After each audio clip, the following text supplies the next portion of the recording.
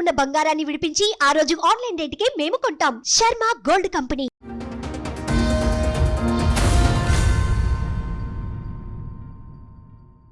Sir నమస్తే అండి. నమస్తే మేడం. నేను ఇక్కడికి రావడానికి కారణం ఏంటంటే నా వైఫ్ నాతో చీట్ చేసింది madam. 20 years marriage life. 2020 Covid టైంలో నా బిజినెస్ దాదాపు ఒక 35 lakhs. మ్యారేజ్ ఎప్పుడైంది సార్ మీకు? 2005 మేడం. 2005 ఫిబ్రవరి 13th. మీరేం చేస్తారు? నేను ఇదివరకు బిజినెస్ చేస్తాను మేడం. ఏం బిజినెస్ అండి? నాది లాజిస్టిక్స్ అండి, ట్రావెల్స్. 2000 కోవిడ్ వరకు అంతా బాగానే ఉంది మేడం. కోవిడ్లో నేను లాస్ అయిన తర్వాత నా వైఫ్ ఫస్ట్ టైం ఆమె బయటికి అంటే అప్పటికి 15 years బాగానే ఉన్నట్టు మీ మ్యారిటల్ రిలేషన్? 15. ఉన్నంత. పిల్లలు ఎంతమంది అండి? ఒక బాబు మేడం. మీ వైఫ్ ఏమన్నా పని చేస్తుందా?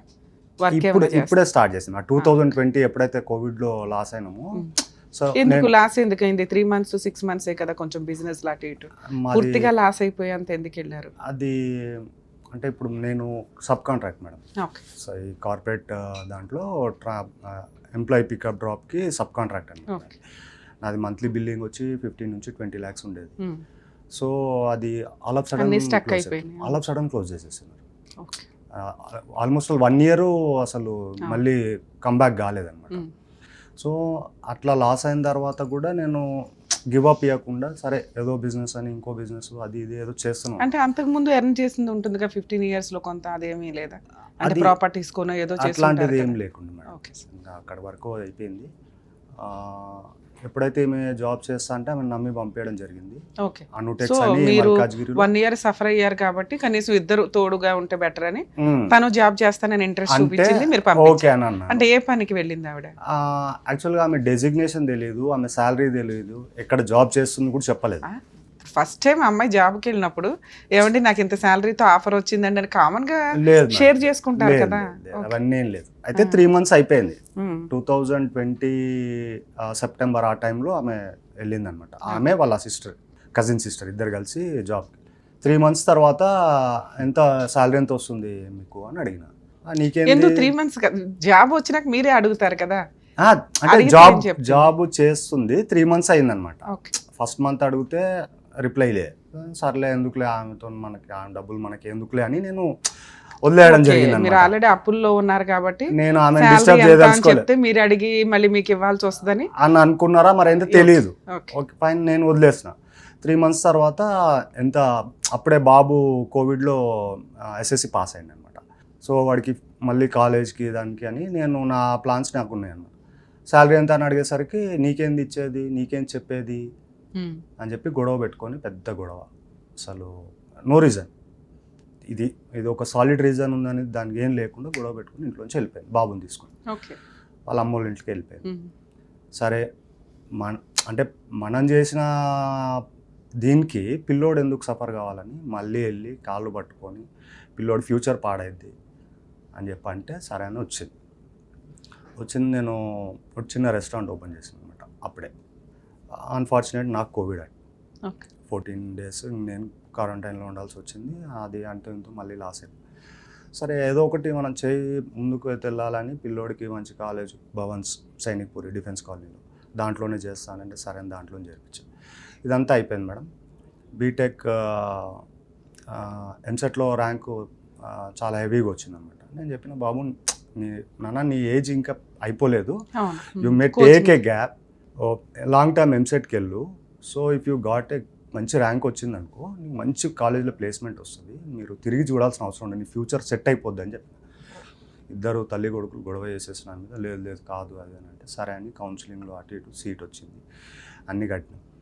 ఎప్పుడైతే ఈమె చెప్పకుండా అంటే ఇంకా ఆఫీస్ మీరు ఇంకా సెటిల్ అవ్వలేదు కదా, ఇప్పుడు అంత పేమెంట్ కట్టి కాలేజీ ఫీజు చేర్పించి అంత అమౌంట్ ఎక్కడ తనకి? కొన్ని చిట్టీస్ ఆమె దగ్గర లేదు, నా దగ్గర. నేనే ఫస్ట్ ఇయర్ మొత్తం 1.5 lakh అయింది మేడం.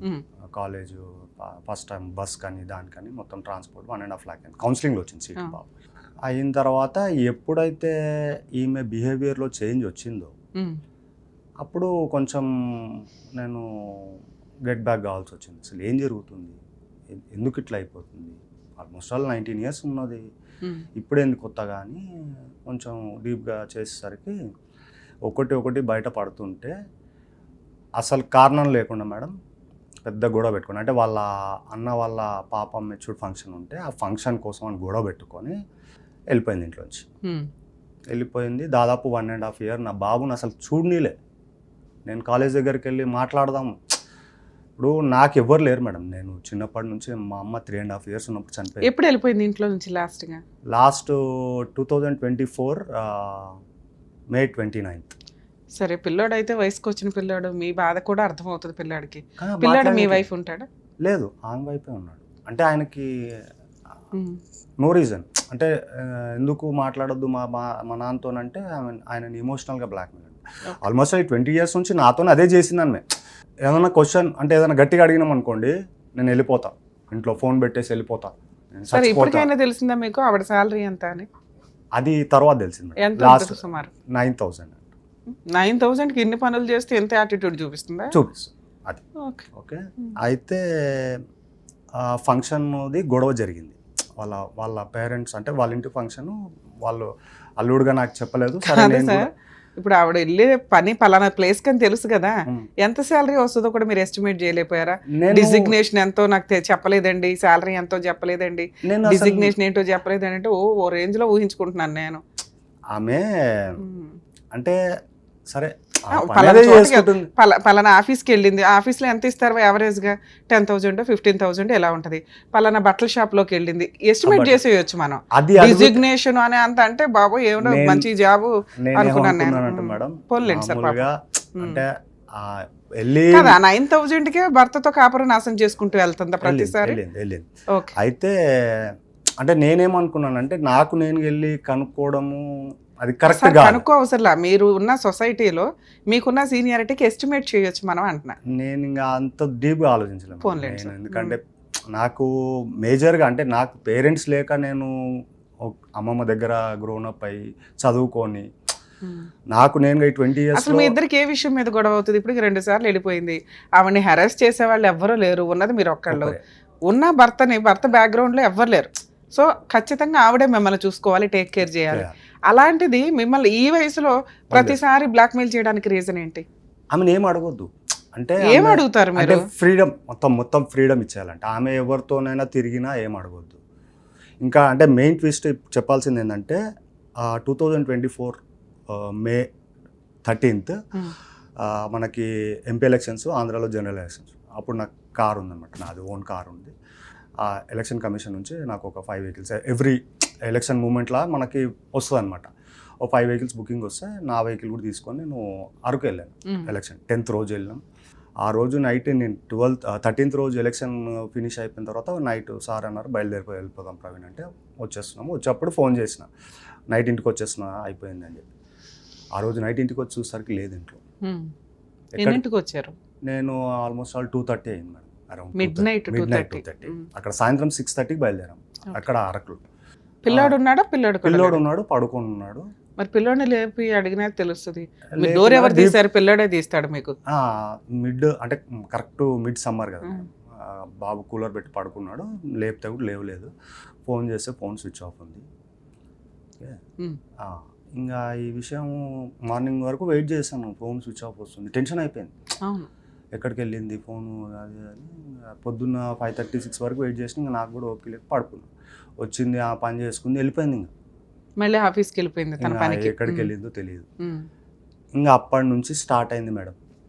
వచ్చినాక అడుగుంటారు కదా సార్, చాలా అసలు నాకు అటాచ్ అవ్వట్లే మీరు చెప్పే స్టోరీ. ఆవిడ ఆవిడ ఇట్లా ఉత్తిన భర్తను వదిలేరు కదా 20 ఏళ్ల కాపురం చేసి. అదే కదా మేడం, ఇప్పుడు ఏది అడిగినా గానీ అడిగితే సమాధానం చెప్పాలి కదా, చెప్పకుండా ఎందుకుంటారు? ఆ 13th తర్వాత 1 week తర్వాత సండే రోజు టైం దొరికింది. మిడ్ నైట్ ఎక్కడికి వెళ్ళిందో చెప్పకుండా ఉండరు కదా సార్. మీ కామన్ ఫ్రెండ్స్, పక్కింటోళ్ళు, ఎదురింటోళ్ళు, మీకు పరిచయాలు ఉంటాయి కదా, పోనీ వాళ్ళని పిలిచి రాత్రి ఎక్కడికి వెళ్ళిందంటే అడిగితే ఇంత గొడవ పడుతుంది ఈ అమ్మాయి అని అనొచ్చు కదా మేడం. నేను ఏదైతే అపార్ట్మెంట్ లో ఉన్నానో అందరికీ తెలుసు ఈమెని. అంటే ఏదన్నా మనం అడిగినాం అనుకోండి నోరు వేసుకొని పడిపోద్ది. Simple reason. సరే, మార్నింగ్ లేచినాక మీ అబ్బాయిని అడిగారా? ఆయన కాలేజ్కి వెళ్ళిపోయాడు. నేను నైట్ అంతా మీ దగ్గర ఏది ఆన్సర్ లేదేంటి సార్? సరే, తర్వాత ఇంకా అప్పటి నుంచి అడిగి మళ్ళీ 1 week తర్వాత ఏంది అసలు ఎక్కడికి వెళ్ళినావు, ఆ రోజు నైట్ అంతా లేవనంటే ఇంకా స్టార్ట్. నేను ఎందుకు లేను, నేను ఇక్కడే ఉన్నా. ఓకే. అదే దబాయింపు. నేను ఇక్కడే ఉన్నా, నువ్వే చూడలేదు, అసలు నోరిప్పితే అబద్ధం మేడం. తర్వాత ఏమైంది? తర్వాత ఏముంది, ఇంకా ఆ ఫంక్షన్ది గొడవ నాకు చెప్పకుండా సరే వెళ్ళిండ్రు, అయిపోయింది, వచ్చేసినారు. వచ్చిన తర్వాత ఇద్దరు బాబుకి కాలేజ్ నుంచి ఫోన్ చేస్తున్నారు, సార్ బాబు రావట్లేదు కాలేజ్కి అది అని అంటే, బాబుకి ఫోన్ చేసి ఏమైందన్న ఇంకా కాలేజ్కి వెళ్తలేవు అంటే, లేదు పాప వస్తున్నాం ఇంటికి అన్నాడు. ఫంక్షన్ అయిపోయి 3 days అయింది, వచ్చిండ్రు. అసలు ఏంది ఇది, కాలేజ్కి వెళ్ళి నువ్వు టైంపాస్ చేయొచ్చు కదా, ఎందుకు ఇక్కడ అంటే, లేదు క్లాసెస్ కావట్లేదు అంటే, ఏదైనా కానీ అటెండెన్స్, ఇది బీటెక్ కదా, అటెండెన్స్కి మళ్ళీ ప్రాబ్లం అయింది, ఫస్ట్ వెళ్ళండి మీరు కాలేజ్కి, అక్కడ ఏం చేసినా నడుస్తుంది, ఇక్కడ ఉండొద్దు అని చెప్పి వాడికి చెప్తుంటే, ఈమె పక్క నుంచి వచ్చి వాడి ఇష్టం, వెళ్తే వెళ్తాడు లేకపోతే లేదు, నువ్వు ఓడి చెప్పాలి. సరే, మీరు ఏది చెప్పినా మీ ఆవిడ యాక్సెప్ట్ చేయదు, మీ ఇద్దరికి ప్రతి విషయంలో మీరు తుమ్మినా తప్పే, తుమ్మకపోయినా తప్పే. నెక్స్ట్ ఏంటి చెప్పండి? నెక్స్ట్ ఏముంది మేడం, అయితే ఈ అన్నీ జరిగిన తర్వాత గొడవ జరిగింది నైట్. ఆ రోజు ఇంకా వాళ్ళని అంటే ఈ 20 yearsలో కొట్టింది లేదు మేడం, ఏ రోజు చెయ్యి చేసుకుంది లేదు. నేను లిటరల్గా 13.5 years 14 years అవుతుంది. బాబు పెద్దగా అవుతున్నాడు, అంటే నేను తాగేది కూడా మానేసిన అనమాట. పిల్లోడు పెద్దగా అవుతున్నాడు, ఇక్కడ నన్ను చూసి ఇంపాక్ట్ అవుతుంది. మీరు డ్రింక్ కూడా చేసేవాళ్ళు? 13 years అయింది మేడం. మానేసా? మానేసి పిల్లోడు పెద్దగా అవుతున్నాడు, వాడెక్కడ ఇంపాక్ట్ అవుతాడు నన్ను చూసి అని చెప్పి అది కూడా మానేసా. ఇవన్నీ జరిగి గొడవ అయింది. పిఎస్లో కంప్లైంట్ ఇస్తే అక్కడికి వ్యక్తి వస్తాడు అనమాట, ఒక అతను పోలీస్ స్టేషన్కి. నీకేం ప్రాబ్లమ్స్ ఉన్నాయో రాసేసాయి, డివోర్స్ ఇచ్చేసాయి, నేను చూసుకుంటాను. ఎవరా వ్యక్తి? అప్పటి వరకు కూడా తెలియదు నాకు. ఎస్ఐ గారిని అడిగిన, ఈయన ఎవరండి అంటే, ఫ్యామిలీ మ్యాటర్ ఎవరు పడితే ఒకటి అడ్వకేట్ అవ్వాలి, లేదా పెద్ద మనిషి అవ్వాలి, లేదా వాళ్ళ ఫ్యామిలీ మెంబర్స్ మీకు తెలుస్తారు, చుట్టాలు. ఈయన ఎవరండి, ఎస్ఐ గారిని అడిగాను, ఈయన ఎవరండి, మా ఫ్యామిలీ విషయంలో ఈయన ఎందుకు అవసరం, మేము మాట్లాడుతున్నాం. ఆయనకు చెప్పినాను, బాబు మీరు బయటకు వెళ్ళండి, ఒక 5 minutes మేము మాట్లాడుతున్నాం అండి. లేదు వీళ్ళ కోసం వచ్చిన, నేను ఈమె కోసం వచ్చిన అని చెప్పి ఎస్ఐ గారు ముందనే చెప్తారు, నన్ను నించోబెట్టి. ఎప్పుడు సార్, ఎప్పుడు జరిగింది incident? 2024 May 38. Vulgar word use చేస్తున్నాడు. ఇంకా వాళ్ళని కూర్చోబెట్టి వాళ్ళ వర్షన్ విని పిటిషన్ రాయించినాడు. నేను ఇచ్చిన పిటిషన్ పక్కన పెట్టేసి, ఇంతకీ ఆయన ఎవరు వచ్చిన తోడు ఈమె బాయ్ ఫ్రెండ్, ఇద్దరు. దాదాపు 2020 ఎప్పుడైతే నేను ఈమెను క్వశ్చన్ చేయడం మొదలు పెట్టినానో అప్పటికే వాడు ఫ్రీగా డ్రెస్లు ఇస్తాడంట. అదే అనుటెక్స్లో జాబ్ చేస్తాడు వాడు, పర్చేజర్ అనమాట. సో అదేంది శాంపిల్కి వచ్చిన డ్రెస్సులు. సో మీ మీద కేసు 498 కేసు రిజిస్టర్ చేసింది. ఓకే, తర్వాత కేసులు వేసారా? లేదు మేడం. అయితే నాకు ఈ 1.5 year ఇంకా నన్ను ఇబ్బంది పెట్టిన అనమాట. ఇబ్బంది అంటే మామూలు కాదు మేడం. అంటే వీళ్ళు ఇల్లీగల్గా ఉన్నారనేది నేను ఇంకా నమ్మలేదు అప్పటికి. నేను 19 years సంసారం చేసినాం మనం, అంత ఈజీగా నేను నమ్మలేకపోయినా. ఆల్ ఆఫ్ సడన్ ఇంకా డివోర్స్ ఇవ్వమంటే ఇయ్యనన్నది. సరే పోనీ, నేను ఇది కూడా చెప్పిన, నీకు ఇట్లనే ఉండాలనిపిస్తుంది కదా, ఉండు, బాబు నా దగ్గర పంపి, నాకు వాడే కావాలి, మీరు ఎవరితో పని లేదు, నాకు వాడే ప్రపంచము, వాడే కావాలి, నీకు నెలకు 10,000 నేను పంపిస్తాను నేను చెప్పిన. లేదు పంపాను, నీకు 50,000 మెయింటెనెన్సా, ₹1,00,000 మెయింటెనెన్స్ వేస్తాను నీ మీద అని చెప్పి హరాస్ చేసింది. ఎప్పుడైతే లాస్ట్ 2025 May మిడ్ టైంలో ఇద్దరు రెడ్ హ్యాండెడ్గా సూపర్ మార్కెట్లో దొరికారనమాట. ఇద్దరు వాడిని కొట్టడం జరిగింది. నేను సూపర్ మార్కెట్లో ఇలా ఎందుకు ఉంటుంది సార్? అయ్యో మేడం, అది రెగ్యులర్ ప్లేస్ అంట వాళ్ళది. ఓహో, షాప్. ఇప్పుడు షాప్లో చేస్తున్నారు కదా, సూపర్ మార్కెట్లో ఏదో కూరగాయలు కొనడానికో లేదా సరుకులు కొనడానికో వెళ్తారు. లేదు వాళ్ళు మీకు అక్కడ రెడ్ హ్యాండెడ్గా దొరికేదే లేదు, ఫ్రెండ్షిప్లో వెళ్ళారని మనం అనొచ్చు. కానీ అక్కడ నేను ఎంక్వైరీ చేసిన తర్వాతనే అక్కడ అంటే వీక్లో 3 times ఇద్దరు అక్కడికి రావడము, కలుసుకోవడము, అక్కడే మాట్లాడుకోవడం. ఎందుకంటే ఇక్కడ ఆల్రెడీ ఆర్గనైజేషన్లో అందరికీ తెలిసిపోయింది వీళ్ళు ఇల్లీగల్ రిలేషన్. వీడు మొత్తం బట్టలు ఇస్తాడంట, అంటే వేసుకోవడానికి, మొత్తం పార్కింగ్లో వీళ్ళు చేసే పనులు, ఏదో పనులు అన్నీ చెప్పేస్తారు మేడం. ఎప్పుడైతే నాకు బాధ అయ్యి నేను ఆర్గనైజేషన్ అప్రోచ్ అయితే ఓనర్ గారు ఏం చేశారు, కరెక్టే అమ్మా, నువ్వు చెప్పింది కరెక్టే, మీకైతే కొంత ఎవిడెన్స్ అయితే ఉంది ఆవిడకి ఎక్స్ట్రా మ్యారిటల్ అఫైర్స్ ఉన్నాయని. పిల్లాడు మీరు ఆవిడ సపరేట్ అయిపోయి 1 year అవుతుంది, 1.5 year అవుతుంది. 498 కేసు ఒకటి రన్నింగ్ లో ఉంది. మీకు స్టేషన్ బెయిల్ ఇచ్చారు. డైవర్స్ కేసు గానీ, డొమెస్టిక్ వైలెన్స్ గానీ? డైవర్స్ కేసు అయింది, డైవర్స్ అయిపోయింది. విడాకులు కూడా వచ్చినాయి. మ్యూచువల్ డైవర్స్ అంటే వీళ్ళు ఎప్పుడైతే రెడ్ హ్యాండెడ్ గా దొరికినారో సార్ మీరు డైవర్స్ కు ఒప్పేసుకున్నారు. వాడు నన్ను బెదిరిస్తాడు మేడం. అదే ఏదైనా కలిపేది 498 క్లోజ్ అయిపోయిందా? 498 క్లోజ్ కాలేదు. అప్పుడు మ్యూచువల్ డైవర్స్ ఎందుకు ఇచ్చారు? ఆమె ఒప్పుకున్నది, MOU రాశారు, నేను అన్ని మరి కేసులు విత్డ్రా 498 చేసుకుంటాను. క్లోజ్ అవ్వాలి కదా. అది చేయరంట ఇప్పుడు. ఎందుకు? నా మీద ఇంకా పగ సాధించాడు. అప్పుడు మ్యూచువల్ డైవర్స్ ఎందుకు ఇచ్చారు సార్ మీరు? నేను అసలు అదే చెప్తున్నాను కదా ఏదో మేడం. papers వాడు ఏం తెచ్చారా? నన్ను ఒక రేంజ్ లో భయపెడుతున్నాడు వాడు. ఉమ్. నువ్వు కనుక ఇయ్యపోతే, ఒప్పుకోపోతే. ఏ కోర్టులో అయింది మీకు mutual divorce? Medchal Malkajgiri. Okay, mutual divorce అయిపోయి ఎంత కాలం అయింది? సెప్టెంబర్ 1 మొన్న సెప్టెంబర్లో అయ్యింది. సరే, ఇక్కడికి ఎందుకు వచ్చారు? నాకు అన్యాయం జరిగింది మేడం. నా వైఫ్ నన్ను మోసం చేసింది. నేను మోసపోయినందుకు నాకు బాధ లేదు. ఎవరు లేరు, ఇవాళ ఉంటారే పోతా, మేబీ ఎప్పుడు దేవుడు తీసుకుపోతాడో వెళ్ళిపోతా. కానీ అన్యాయం చేసినందుకు ఇప్పుడు వాడి ఫ్యామిలీ మళ్ళీ ప్రాబ్లం కావద్దు. ఆమె కూడా ఆడకూతురే మేడం, ఎవరైనా ఆడవాళ్ళే. ఆమెకి ఇబ్బంది కావద్దు. ఈ విషయాలు మొత్తం నాకు తెలియదు. వీడు చేసే ఏదో పని. ఆయన ఎంత గొప్ప వ్యక్తి అంటే 2022లో మేడం సేమ్ ఒక ఎంప్లాయీతో అదే పని చేస్తే తీసుకెళ్ళి జైల్లో పెట్టించిందాను ఆ పర్సన్ని. ఓహో. ఇప్పుడు ఈయనతో అనే ఆయనతోనే ఈమె రిలేషన్లో ఉంది. ఇక్కడ ఆల్రెడీ క్లియర్ గా ఉన్నాయి చీటింగ్, సెక్సువల్ అబ్యూజ్ ఇవన్నీ.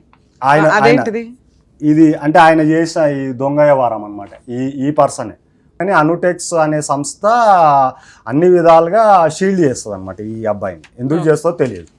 ఇది న్యూస్ పేపర్లో వచ్చిన పేపర్? న్యూస్ పేపర్లో. ఓకే, సరే. మీకు మ్యూచువల్ డైవర్స్ అయిపోయినాయి, అయిపోయి కూడా 3-4 months అవుతుంది.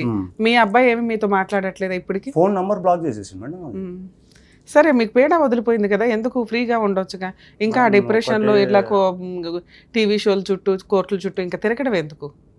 అసలు అంటే నాకు చేసిన అన్యాయంకి నేను తట్టుకోలేకపోతాను. నేను తప్పున్నాను మేడం. నేను తప్పున్నాను. మీరు పిలిచి నన్ను ఒక్కటి లాగి కొట్టండి, నేను పడతా. నాకన్నా చిన్నవాళ్ళు కొట్టినా సరే పడతా నేను. నా తప్పు లేకుండా నన్ను ఇబ్బంది పెట్టి, నన్ను మానసికంగా శారీరకంగా నన్ను ఇబ్బంది పెట్టింది కదా, అది తట్టుకోలేకపోతున్నాను నేను. నాకు ఆమె కావాలి అనేది కాదు, నా కొడుకు నాకు కావాలి. ఆమె అంటే మీరు అంటున్నారు సూపర్ మార్కెట్లో ఏముంది, ఇద్దరు వెళ్ళి షాపింగ్, ఈమె వెళ్తుంది అక్కడికి, ఫోన్ చేస్తారు. మ్యూచువల్ డైవర్స్ వచ్చేసిన తర్వాత ఇంకా అవన్నీ మాట్లాడుకోవడం దండగా. మీరు ఆ మ్యూచువల్ డైవర్స్ ఇచ్చేది ముందే మాతో మాట్లాడవచ్చు. ఆల్రెడీ వచ్చిన ఏదన్నా ఒక సపోర్ట్ చేయగలుగుతాం. ఒకసారి డైవర్స్ అయిపోయినాక ఇంత కక్ష పెట్టుకోవడం అనేది కుదరదు. ఇక్కడికి వచ్చారా? అప్పుడు మేము ఉండవు. మేము ఉన్నప్పుడు పిలుస్తాం కానీ మీరు వచ్చినప్పుడు కుదరదు కదా. సరే, ఒక అడ్వకేట్ ని పెట్టుకోవాలి కదా సార్, ఎందుకు పెట్టుకోలేదు మీరు? ఫైనాన్షియల్ గా నేను అంత స్టేబుల్ గా ఇప్పటికి సార్, ఇప్పుడు 1.5 year అవుతుంది, ఇప్పటికి మీరు ఏం జాబ్ చేయట్లేదా? జాబ్ చేస్తున్నాను. మరి ఫైనాన్షియల్ స్టేబుల్ ఏంటి? వీళ్ళ కోసం చేసిన అప్పులే ఉన్నాయి మేడం. ఇంకా ఏం అప్పులు ఉన్నాయి? వీళ్ళ కోసం ఏం చేశారు? ఇప్పుడు ఆ పిల్లాడికి కాలేజ్ డబ్బులు కట్టినా దాదాపు 2 లక్షలు 3 లక్షలు ఖర్చులు ఉన్నాయా. అదంతా ఫస్ట్ ఇయర్. ఇప్పుడు మీ అబ్బాయి ఏ ఇయర్ లో ఉన్నాడు? థర్డ్ ఇయర్ లో ఉన్నాడు. సెకండ్ ఇయర్ అయిపోయింది. ఒక ఇయరే కట్టలేదు నేను. మరి అంతకుముందు బిజినెస్ లాస్ అయిన అప్పులన్నీ నా మీదే ఉన్నాయి, అవి కూడా కట్టుకోవాలి కదా మేడం. సరే, మీరు ఈ అప్పులన్నీ క్లియర్ చేసి స్టాండర్డ్గా నిలబడితే మీ ఆవిడ మళ్ళీ వచ్చేస్తుందేమో, మీ పిల్లోని పంపిస్తుందేమో. మీ దగ్గర డబ్బు ఉంటే ఎవరన్నా వచ్చి వాళ్తారు. మీరు అది ఎందుకు ప్రూవ్ చేసుకోవాలని చూడట్లేదు? నేను అంటే డబ్బే ఇంపార్టెంట్ అనుకుంటే అది వేరే అయిద్దిగా మేడం. మనిషి అంటే ఫోన్ పక్కన పెట్టండి. మనము మనిషి ఇప్పుడు తప్పు లేకుండా వాడిని ఇబ్బంది పెట్టి నలుగురిలో చులకన చేసేసి, నువ్వు అక్కడ సంస్థలో ఏం చెప్పుకొని తిరిగినావు, మా హస్బెండ్ వేస్ట్ గాడు, నన్ను కొడతాడు, తాగుతాడు, జీతం లాగేసుకుంటాడు. ఇక్కడికి ఎందుకు వచ్చారు? మీకేం కావాలి? నాకు మా బాబు కావాలి మేడం. ఓకే, నాకు నా బాబు కావాల్సిందే. సేమ్ టైం ఆమెకి పనిష్మెంట్ కావాల్సిందే. మోసం చేయడం మామూలు చిన్న విషయం కాదు మేడం. సార్, ఎక్స్ట్రీమ్లీ సారీ అండి. ఎందుకంటే లీగల్ ప్రొసీడింగ్స్ ఏవి ఉంటాయో దాన్నే మీరు కోర్టుల ద్వారానో అడ్వకేట్ల ద్వారానో ఇంకొకటి టైం సఫర్ అవ్వకుండా మా వంతు ప్రయత్నంగా ఏదో సోషల్ సర్వీస్గా ఇక్కడ కూర్చొని కొంత టైం ఇస్తుంటాం. పాపం మీరు అన్నారు నాకు కష్టం వచ్చినప్పుడు మేము సుమన్ టీవీ దగ్గరికి వచ్చామండి, ఆ టైంకి షో లేదు అని చెప్పి. యాక్చువల్గా మేము ఉండే బిజీకి మేము ఎప్పుడో మంత్లో ఒక 3-4 times వీళ్ళకి టైం ఇస్తే ఆ రోజు ఒక్కొక్కసారి 10 episodes midnight దాకా షూట్ చేస్తూ ఉంటాం. సో దానివల్ల మీకు ఇన్ టైంలో న్యాయం దొరకలేదని నా ఫీలింగ్. వన్స్ మ్యూచువల్ డైవర్స్ అయిపోయిన తర్వాత లీగల్ ప్రొసీడింగ్స్ అనేవి ఇంకా ఉండవు. 2, మీ అబ్బాయి విషయం. ఈ 2 విషయాలు మనం మాట్లాడదాం. నిజంగా ఏ తప్పు చేయకుండా చాలా కేసుల్లో జెంట్స్, మెయిన్గా హస్బెండ్స్, సఫర్ అవుతున్నవి రీసెంట్గా మనం ఎక్కువ చూస్తున్నాం. లేడీస్ అక్రమ సంబంధాలు పెట్టుకొని వెళ్ళిపోవడం, లేదా ఫోర్స్ఫుల్గా ఫాల్స్ కేసులు ఫైల్ చేసి, ఫాల్స్ ఎలిగేషన్స్ తోటి కేసులు ఫైల్ చేసి హస్బెండ్ ఫ్యామిలీ మెంబర్స్ని సఫర్ చేయడం, ఇక ఎంతో కొంత కాంపెన్సేషన్ తీసుకొని మ్యూచువల్కి వెళ్ళటం. సరే, కాంపెన్సేషన్ తీసుకుని మ్యూచువల్కి వెళ్ళినా పర్వాలేదు, ఫాల్స్ కేసులు వేసి సంవత్సరాల తరబడి తిప్పిచ్చేస్తూ ఉంటారు. ఈ ఎపిసోడ్లో మనం రికగ్నైజ్ చేయాల్సింది ఏంటి అంటే, ఇన్ టైంలో లీగల్ సపోర్ట్ అనేది ఎక్కడో అక్కడి నుంచి తీసుకోవాలి. జెంట్స్ పోలీస్ స్టేషన్కి వెళ్తే మ్యాక్సిమం లా లేదు కాబట్టి వాళ్ళకి నిజం తెలిసినా పాపం కొన్ని సందర్భాల్లో పోలీసులు తీసుకోరు. కనీసం ఒక అడ్వకేట్ని పెట్టుకొని, ఈ అమ్మాయి ఎక్స్ట్రా మ్యారిటల్ అఫైర్స్ పెట్టుకొని నన్ను ఎట్లా ఇబ్బంది పెడుతుందండి అని, అలాగే ఫాల్స్ కేసులు వేసి ఇబ్బంది పెడుతుందని కొంచెం లీగల్గా నోటీసులు పంపించడం. ఎందుకంటే ఆ టైంలో కొంచెం మెంటల్ టెన్షన్తో ఉంటాం కాబట్టి తీసుకునే డెసిషన్స్ రాంగ్గా ఉంటాయి. కొంత గ్యాప్ రావాలి, కొంత ఒక 6 months 1 year గ్యాప్ తీసుకున్నాక డెసిషన్స్ తీసుకోండి, వదిలేయాలా, ఉంచుకోవాలా, ఫైట్ చేయాలా అని. అవి స్టార్టింగ్లో బిలో 5 years మ్యారిటల్ రిలేషన్ అంటే ఒక ఆలోచన విధానం.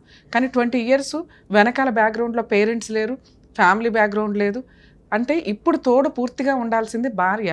వాళ్ళిద్దరి మధ్య గొడవలు జరిగినాయి ఫైనాన్షియల్ ఇష్యూ మీద. అంటే నాకు అర్థమవుతున్న దాని ప్రకారం ఈయనకి విపరీతమైన అప్పులు అయిపోయినాయి. సో ఇంటి మీద గ్రిప్పు పోయింది. ఆవిడ ₹1 తెచ్చుకొని ఇంట్లో సరుకులు ఇవి తింటున్నప్పుడు, ఒక స్త్రీకి సహజంగా మనకు తరతరాలుగా అలవాటైపోయిన విషయం ఏంటంటే, భర్తే పోషించాలి, భర్తే తిండి పెట్టాలి. సో భర్త పోషిస్తున్నాడు కాబట్టి డామినేషన్స్ ఎక్కువ ఉంటాయి. కానీ ఇలా ఈ వైఫ్ విషయానికి వచ్చేసరికి ఎప్పుడైతే తను ఫైనాన్షియల్గా సంపాదించుకోవడం స్టార్ట్ చేసిందో ఆటోమేటిక్గా ఆవిడ ఆలోచన విధానం మారిపోయింది. విచ్చలవిడితనం అలవాటయ్యింది. సంపాదించేది భర్త అయినా భార్య అయినా ఇద్దరు ఈక్వల్గా కుటుంబాన్ని 2 చక్రాల్లాగా ముందుకు తీసుకొని వెళ్ళాలే తప్ప ఆయనే పెట్టాలి, ఆయన పెట్టకపోతే ఊరుకోను అని అనటం కానీ, లేదా నేను పెడుతున్నాను కాబట్టి ఆయన బానిసలాగా ఉండాలి, లేకపోతే వీడు వేస్ట్ అనుకుని బయటికి వెళ్ళిపోవడం అనేది పాపం కింద లెక్క. లా పనిష్మెంట్ ఆ తర్వాత మాట్లాడుకుందాం. సో కనీసం మనుషులుగా పుట్టినప్పుడు కొంచెం మోరల్ వాల్యూస్తో ఉంటే బాగుంటుంది అనేది నా ఉద్దేశం. ఈ కేసులో మనం వినాల్సిన ఇంకొక పాయింట్ ఏంటంటే, పోలీసులు యాక్చువల్గా ఒక దారుణమైన మాట మాట్లాడారండి అని ఆయన ఫీల్ అవుతున్నారు. చాలా సందర్భాల్లో ఇప్పుడు ఇంకా కంట్రోల్ అయ్యారు. లా తెలియటం వల్ల, జనాలకి అవేర్నెస్ రావడం వల్ల పోలీస్ స్టేషన్లో సీసీ కెమెరాలు ఉంటేనే కాస్త వాళ్ళు కొంత పద్ధతిగా మాట్లాడుతున్నారు. కానీ మేబీ వాళ్ళ క్రిమినల్స్ని చూసో లేకపోతే హెవీ వర్క్ వల్ల నోరు జారి మాట్లాడడం అయితే కామన్గా జరుగుతుంది. అట్లా మాట్లాడే రైట్స్ ఏ పోలీసులకి లేదు. మీరు కనుక అట్లా హట్ అయితే వాళ్ళ మీద హ్యూమన్ రైట్స్ కమిషన్లో కంప్లైంట్ ఫైల్ చేయొచ్చు. అనవసరమైన కేసుల్లో మిమ్మల్ని అరెస్ట్ చేసి కొట్టి బూతులు మాట్లాడితే కనుక పోలీసులకి అగైనెస్ట్గా కేసు ఫైల్ చేయడానికి చాలామంది భయపడతారు. కానీ భయపడాల్సిన అవసరం లేదు. వాళ్ళు గవర్నమెంట్ ఎంప్లాయీస్, మనకి సర్వెంట్స్ కింద లెక్క.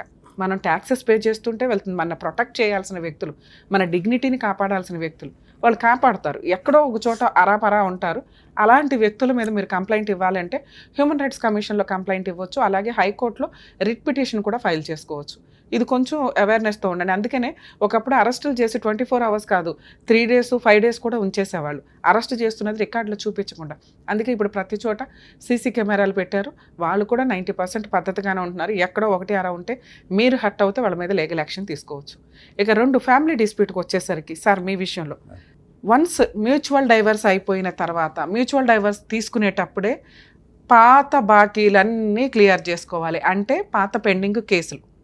మ్యూచువల్ డైవర్స్ వేసేటప్పటికి ఒక అగ్రిమెంట్ రాసుకొని, మ్యూచువల్ డైవర్స్ ఎవిడెన్స్ టైంకి అతను ఎవరో ప్రెజర్ చేస్తే 3 months బ్యాక్ భయపడి తట్టుకోలేక లీగాలిటీ ఎందుకు వచ్చింది తలనొప్పి అనుకొని మ్యూచువల్ డైవర్స్కి వెళ్ళిన మీరు 3 monthsకి మళ్ళీ పోరాడే ధైర్యం ఎట్లా వచ్చేసింది? అదే వ్యక్తితో కదా వినాలి అదే వ్యక్తితో కదా మీరు పోరాడాలనుకుంటున్నారు. మీరు ఒక అడ్వకేట్ని పెట్టుకున్నారు, ఆయన సూసైడ్ చేసుకొని చనిపోయాడు. ఆయనకున్న పర్సనల్ ప్రాబ్లమ్స్ వల్ల. దీనివల్ల మీకు ఇన్ టైంలో న్యాయం ఒకటి జరగలేదు. సో ఇక్కడ మీకు ఏం చెప్తున్నానంటే, ఏదన్నా కానీ మీరు ప్రెజర్ ఫీల్ అయ్యి మ్యూచువల్ డైవర్స్ ఏదైతే తీసుకున్నారో అది 100% కరెక్ట్. ఎందుకంటే రాను అనే ఒక స్త్రీని బలవంతంగా ఈడ్చుకొచ్చి మీ పక్కన కూర్చోబెట్టడం కుదరదు. తప్పు చేసి వెళ్ళిపోయింది కదండి, ఆవిడకి పనిష్మెంట్ పడాలంటే కర్మ ఇండియాలో ఎక్స్ట్రా మ్యారిటల్ అఫైర్స్కి పనిష్మెంట్ లేదు.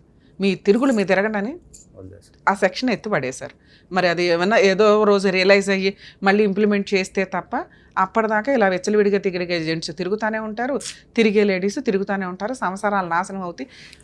జనాలందరూ కూడా వినాలి సార్, జనాలందరూ కూడా ఎవరికి వాళ్ళు ఇండివిజువల్ లైఫ్ అనే దాని మీద విచ్చలవిడిగా తిరుగుతున్నారు ఈ రోజున. ఎవరిని మనం మాట్లాడడానికి లేదు, మన జాగ్రత్తలో మనం ఉండడం తప్ప. 2, మ్యూచువల్ డైవర్స్ ఇచ్చే టైంకే మీరు 498 కేసు కూడా క్లోజ్ చేయించుకొని ఉంటే ఈరోజు వాళ్ళెవరో మీరెవరో. సో వన్స్ మ్యూచువల్ డైవర్స్ అయిపోయినాక ఆవిడ మీ ఇంటి మీదకి వచ్చి గొడవ పడితే తప్ప మీరు ఆవిడ మీద ఎటువంటి కేసులు వేయటం కుదరదు. అందుకనే మేము హెల్ప్ చేయలేమండి అంటున్నాం. చట్టమే లేనప్పుడు నేను వచ్చి ఏం కేసు వేస్తాను, రమ్య గారు మీకు తెలియదా అంటారు. అదే చట్టం ఉండి మీరు మ్యూచువల్ డైవర్స్ ఇవ్వకుండా ఉంటే ఈరోజు మీ ఆవిడతో నేను ఫోన్ మాట్లాడి అతనితో ఫోన్ మాట్లాడేదాన్ని, ఏంటయ్యా ఏంటని. మీ గురించి ఏదో ఎంత చెప్తారు వాళ్ళు, వాళ్ళ గురించి మీరు ఎంత చెప్పారు కాబట్టి కామన్గా ఈ 2 ఏదైతే మాట్లాడతామో మనం కౌన్సిలింగ్ ద్వారానో లేకపోతే మీకు ఏదైనా పూర్తి న్యాయం చేయడము, పిల్లాడి విజిటేషన్ రైట్స్ ఇప్పించడం, ఇట్లా ఏదో కండిషన్లు పెట్టేవాళ్ళం. సో ఇప్పుడు ఆ స్టేజ్ లేదు. ఆవిడ మీ మీద ఏ కేసులు వేయడానికి లేదు. మీరు ఆవిడ ఇంటికి వెళ్ళి గొడవ పడితే తప్ప, ఆవిడ గురించి బూతులు స్ప్రెడ్ చేస్తే తప్ప పర్సనల్గా వైఫ్ అండ్ హస్బెండ్ అనే కేసులు వేయడానికి లేదు. ఆ ఉన్న 498 కేసు కూడా మీరు మ్యూచువల్ డైవర్స్లో రాసుకొని ఉంటారు. ఈసారి జడ్జి గారి దగ్గర అది పెడుతూ ఉండండి, ఎవిడెన్స్లు తీసేసి కేసు క్లోజ్ చేయడానికి అవకాశం ఉంది. ఇక బాబు విషయానికి వస్తే మీ అబ్బాయి మేజర్, మీ అబ్బాయి మీద ఎటువంటి చట్టం ఇంప్లిమెంట్ అవ్వదు. తండ్రితో ఉండు, తల్లితో ఉండు, తండ్రితో మాట్లాడు, తల్లితో మాట్లాడు అని చెప్పేవి. అలా నా కొడుకు నాతో మాట్లాడాలండి అని మనం ఏ కోర్టుకి కూడా వెళ్ళలేం. ఈరోజు నేను మీ అబ్బాయితో ఫోన్లో మాట్లాడాలనుకోండి, వెళ్ళి మీ వైఫ్కి చెప్తాడు, ఆవిడ మళ్ళీ వెళ్ళి ఆవిడ బాయ్ ఫ్రెండ్కి చెప్తుంది. ఆయన వచ్చి ఎరా నీ మ్యూచువల్ డైవర్స్ ఇప్పించిన తర్వాత మళ్ళీ పిల్లాడి విషయంలో ఇది చేస్తున్నావా. పిల్లాడికే ఊహ తెలిసి ఇది 3 months, మేబీ ఇంకో 1-2 years అయితే పిల్లోడు రియలైజ్ అవుతాడు ఎవరు ఏంటి అని. బయట వ్యక్తి సొంత నాన్న.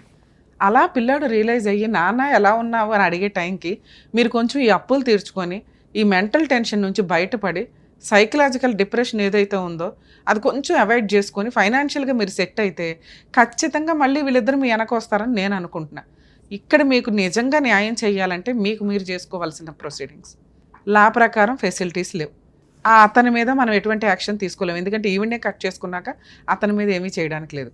వీళ్ళు ఎవరన్నా మీకు థ్రెట్టింగ్ కాల్స్ చేస్తే రికార్డ్ చేసి పెట్టండి. ఇతను ఎవరన్నా కానీ ఏ పిల్లోడికి ఫోన్ చేస్తున్నామంటే ఏంటి, ఎవరు నువ్వు మాట్లాడడానికి అటు అని ఏదైనా పెడితే అవి రికార్డ్ చేసి ఒక అడ్వకేట్ని పెట్టుకొని ప్రైవేట్ కంప్లైంట్ ఫైల్ చేసుకోండి. మేడం యాక్చువల్గా వీళ్ళిద్దరి విషయము ఇట్లా రెడ్ హ్యాండెడ్గా దొరికినారు సూపర్ మార్కెట్లో అని వాళ్ళ పేరెంట్స్కి మాట్లాడదామని పోతే వాళ్ళు ఇట్లా ఇంజూరీ చేశారు నన్ను. సార్ మీకేం చెప్పాను, మ్యూచువల్ డైవర్స్ కాకముందు మేడం అయిన తర్వాత ఇవి ఏవి మాట్లాడుకునే రైట్స్ మీకు లేవు. అలా మాట్లాడితే ఆవిడ గౌరవానికి భంగం కలిగినట్టు లెక్క. అంతకుముందు జరిగిన విషయంలో మీకు అంత దెబ్బ తగిలితే మీరు క్రిమినల్ కేసు వేసుకోలేకపోయారు. వేసాను మేడం, వేస్తే అదే చెప్తున్నాను మీకు పాయింట్. దానికే సెటిల్మెంట్కి వచ్చారు వాళ్ళు, నీ అంతు తేలుస్తాం ఆ టూట్ అని. మీకు ఆల్రెడీ వెనకాల బలగం లేదు, దీనివల్ల మీరు ఏదో ఒకటి ముందు పేడ వదిలితే చాలలేదు. మీకు అదే చెప్పా, ఇన్ కేస్ ఆ టైంకి నేనున్నా మీకు అన్ని కేసులు సెటిల్మెంట్ చేసి మ్యూచువల్ డైవర్సే ఇప్పిస్తాం. వాళ్ళకి పనిష్మెంట్ పడేదాకా పోరాడ మనం మిమ్మల్ని, ఎందుకంటే 3 to 5 years పడతాయి. అప్పుడైనా ఫైనల్ దేనికి, మ్యూచువల్ డైవర్స్కి. ఆ మ్యూచువల్ డైవర్స్ ఆఫర్ అయితే మీకు ముందే వచ్చేసింది. దేనివల్ల వచ్చింది, మీరు వాళ్ళ ఇంటికి వెళ్ళటం, ఆవిడ పరువు తీయడం, ఇవన్నీ చేస్తుంటే అమ్మో ఈయన ఎట్లా అయినా కానీ మన పరువు తీస్తాడు, దానికంటే ఫ్రీగా మ్యూచువల్ డైవర్స్ ఇచ్చేయడం బెటర్ అని ఇచ్చేసింది. మీకు ఈ మ్యూచువల్ డైవర్స్ వాల్యూ ఈరోజు తెలియదు, కానీ ఒక స్టేజ్ తర్వాత ఓకే ఫ్రీగా తీసుకోవడం వల్ల ఫాల్స్ కేసుల నుంచి బయటపడ్డాను రా బాబా అని అనుకోండి. ఆ ఉన్న 498 కేసు కూడా అది ఆటోమేటిక్గా క్లోజ్ అవుతుందండి, మీరు కొంచెం రెగ్యులర్గా వెళ్తూ ఉంటే. సరేనా, ధైర్యంగా ఉండండి sir. Thank you. Mutual divorce తీసుకునే లోపే పాత ప్రీవియస్ కేసెస్ ఏమైనా అలాగే భవిష్యత్తులో కేసెస్ ఏమైనా అన్నీ కూడా మ్యూచువల్ డైవర్స్ ఆర్డర్స్ లోపే క్లోజ్ అవ్వాలి. లేదా దానికి సంబంధించి ఒక MOU రాసుకొని ఉంటే కొన్ని సందర్భాల్లో మ్యూచువల్ డైవర్స్ ఆర్డర్ కాపీతోటి 498 క్లోజ్ చేయడం అనేది జరుగుతూ ఉంటుంది. ఇవి పర్ఫెక్ట్గా ఉండేలాగా చూసుకోండి. ఒక అగ్రిమెంట్లో ఉన్న కండిషన్స్ ఇంప్లిమెంట్ అవ్వకపోతే ఆ మెమో ఆఫ్ అండర్స్టాండింగ్ తోటి వాళ్ళ మీద చీటింగ్ కంప్లైంట్ వేయడానికి పనికొస్తుంది. అలాగే ఇక్కడ జెంట్స్ విషయానికి వచ్చేసరికి నిజంగా మ్యూచువల్ డైవర్స్కి వెళ్ళటం ఎప్పుడు వాళ్ళకి బెస్ట్ ఆప్షన్. ఎందుకంటే వాటి మీద అప్పీల్ అనో లేకపోతే లోయర్ కోర్ట్స్లోనో more than 5 years ఫైట్ చేయడం అనేది చాలా ఇబ్బందికరమైన విషయం. ఈయన కేసులో కొంచెం న్యాయం జరిగినట్టే లెక్క, వాళ్ళు మ్యూచువల్ డైవర్స్ ఇచ్చేసి, ఎందుకంటే వాళ్ళ పర్సనల్ లైఫ్లోకి ఈయన తొంగి చూస్తూ వాళ్ళ పరువు తీస్తున్నాడన్న ఉద్దేశంతో కాంపెన్సేషనే లేకుండా డైవర్స్ ఇచ్చేసినట్టు. కానీ మానసికంగా ఒక బాధ అనేది ఉంటుంది. ఏ తప్పు చేయకుండా వాళ్ళే ఎదురు తప్పు చేసి కేసులు వేస్తామని భయపెట్టి మ్యూచువల్ డైవర్స్ తీసుకున్నట్టు లెక్క. సో ఇట్లాంటి టైం ఉన్నప్పుడు మీరు రియలైజ్ అయ్యి అరే మ్యూచువల్ డైవర్స్ బెటర్ పేడా వదిలించుకుందాం అంటే హ్యాపీ, లేదా నాకు ఇంకా బాధ ఉందండి అంటే ఆ బాధ తీరే వరకన్నా ఫైటింగ్ చేయండి, లేకపోతే ఇలా డిప్రెషన్లోకి వెళ్ళాల్సి వస్తుంది. 10-20 ఏళ్ల కాపురంలో భార్య లేదు, ఉన్న ఒకగానొక కొడుకు, కనీసం ఫోన్ కూడా అటెండ్ అవ్వటం లేదు, ఏ తప్పు చెయ్యని వ్యక్తి అని మనం అనుకుంటే సరిపోదు. వాళ్ళిద్దరిని మాట్లాడితే కొంత క్లారిటీ వస్తుంది. ఎందుకంటే ఏ స్త్రీ కూడా, చాలామంది స్త్రీలు, ఏ స్త్రీ కాదు, 20 ఏళ్ళు కాపురం చేసిన భర్తను వద్దు అనడానికి మేజర్గా మనకు కనిపించేవి ఏంటంటే మేబీ ఈయన డ్రింకర్ అయ్యి ఉండొచ్చు, 13 years బ్యాక్ మానేసాను అంటున్నారు. కానీ లాక్డౌన్లో ప్రాబ్లం, ఫైనాన్షియల్ ప్రాబ్లం అనేది, అప్పులు అనేవి ఏ భార్య అన్నా పక్కన నుంచి ఉంటుంది. అప్పుల కోసం భర్తను వదిలేయడం అనేది ఉండదు. ఇతని మాటలు కానీ అనుమానం కానీ తనకే కష్టం ఉందో ఏదైనా కానీ కాంపెన్సేషన్ లేకుండా డైవర్స్ ఇచ్చింది కాబట్టి కొంతవరకు ఆవిడ పాపని ఆవిడని వదిలేసి ఈయన కొంచెం రియలైజ్ అయితే బెటర్. పోలీసుల ద్వారా కష్టం అనిపిస్తే, అలాగే పోలీస్ స్టేషన్స్లో మీకు ఏమైనా పోలీసుల ద్వారా కష్టం అనిపిస్తే హ్యూమన్ రైట్స్ కమిషన్లో కంప్లైంట్ ఇవ్వండి, హైకోర్టులో రిట్ పిటిషన్ వేసుకోవచ్చు, లేదా హైకోర్టులో లీగల్ సెల్ అథారిటీ ఉంటుంది, వాళ్ళకన్నా మీరు కంప్లైంట్ రేస్ చేస్తే కొంచెం వాళ్ళకి క్లారిటీ అనమాట, ఏంటి ఏ పోలీసులు ఎట్లా ఉంటున్నారని. వాళ్ళ మీద సీక్రెట్గా ఎంక్వైరీలు నడిపిస్తూ ఉంటారు. పోనీ మీరు డైరెక్ట్గా కంప్లైంట్ ఇవ్వకపోయినా ఆ ఎంక్వైరీల వల్ల వాళ్ళ క్యారెక్టర్స్ ఏంటని, ఎందుకంటే మిమ్మల్ని ఒక్కళ్ళనే హెరాస్ చేయరు, తర్వాత హెరాస్ చేస్తూనే ఉంటారు, ఎక్కడో అక్కడ దొరుకుతారు ఎవిడెన్స్ తోటి. సో ఈ ప్రాసెస్లో మ్యూచువల్ డైవర్స్ తీసుకునేటప్పుడు 100% జాగ్రత్తగా ఉండడం బెటర్.